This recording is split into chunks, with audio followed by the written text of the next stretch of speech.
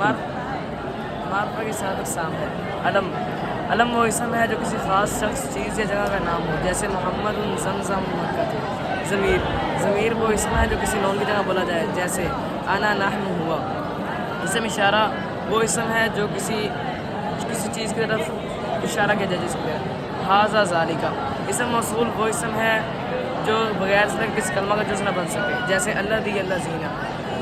معرب باللام وہ اسم ہے جس کے شروع میں الف لام داخل ہو، جیسے القلم الکتاب۔ معرب بالاضافت وہ اسم ہے جو کسی معرفہ کی طرف مضاف ہو، جیسے رسول اللہ میں رسول۔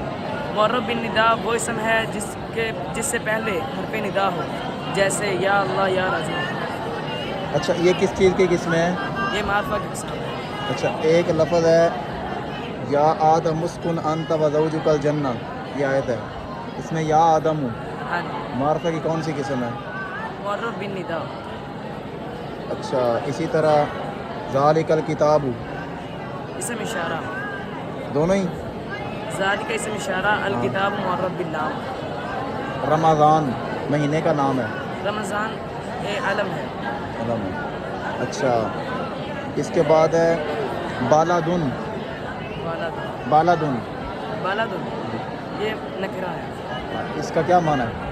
بالادن شہر۔